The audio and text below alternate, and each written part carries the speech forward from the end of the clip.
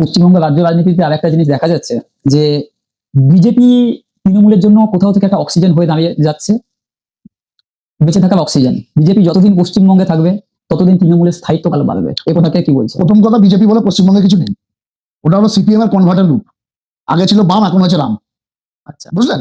বাম থেকে রামে ট্রান্সফার হয়েছে। আপনি পরিসংখ্যানটা বলে দিন, এটা খুব গুরুত্বপূর্ণ প্রশ্ন। 2011 পরবর্তী সময় 2016 সাল পর্যন্ত তো সিপিএম প্রধান বিরোধী ছিল। আপনি দেখবেন তৃণমূল কংগ্রেসের যে পার্সেন্টেজ অফ ভোট, সেই ভোটটা কিন্তু 43 থেকে 45, 48 এর মধ্যে, মানে অ্যাভারেজে আপনি 45 ধরুন, 44-45, সেই ভোটটা কিন্তু আজকের দিনেও তৃণমূল কংগ্রেসের আছে, আজকের দিনে।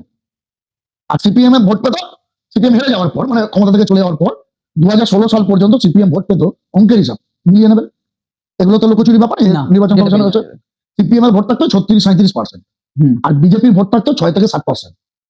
ঠিক আছে? একদম 2019 সালে গিয়ে তৃণমূল কংগ্রেসের ভোটটা কিন্তু এখনো পর্যন্ত আজকের দিনে 2025-এ বিভিন্ন লোকসভা বা বিধানসভার যদি আপনি পরিসংখ্যান করেন, পার্সেন্টেজ করেন, আজকের দিনে দেখবেন 44-45% ভোট তৃণমূলের। তাহলে তৃণমূলের কমলো না, না, যা আছে সেটাই রইলো, বরং কিছু ক্ষেত্রে বেড়েছে। কমলো কার? সিপিএম এর ভোটটা এখন গিয়ে দাঁড়ালো কত পার্সেন্ট? 7%। 7%। আর 7% কাদের ছিল? বিজেপি এখন দেখুন 39%। তার মানে তৃণমূল ওই জায়গাতেই আছে, বিজেপি যতটা বেড়েছে সিপিএম ততটা কমেছে, অঙ্কের হিসাব। সুতরাং সিপিএম বলে রাজ্যের বুকে কেউ নেই। সিপিএম নিজের নাক কেটে পরের যাত্রা ভঙ্গ করতে এসছে। ওরা মনে করেছে যে আমাদের দ্বারা তো হবে না, যদি বিজেপি কিছু করতে পারে, করতে গিয়ে নিজের নাক কেটে পরের যাত্রা ভঙ্গ করেছে। সিপিএম এখন কোথায় খুঁজে পাওয়া যায় না? আপনার বাড়িতে বাচ্চা আছে? না, অনেকে তো বলে বিরিয়ানির হাঁড়িতেই পাওয়া যায়। না, বিরিয়ানি হাঁড়ি তো সায়নী ঘোষ বলে। হ্যাঁ। ওই লাল লাল এতে সিপিএম কে আপনি এখন দেখতে পাবেন পার্ক স্ট্রিটে।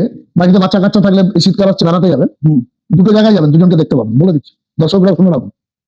সিপিএম কে যাবেন পার্ক স্ট্রিটের ন্যাশনাল মিউজিয়ামে, মানে যেটাকে আমরা জাদুঘর বলি। ওখানে দেখবেন দুটো মমি আছে, ঠিক আছে? পাশে আর একটা ফাঁকা জায়গা আছে, ওইখানটা দেখবেন সিপিএম মমি হয়ে শুয়ে আছে।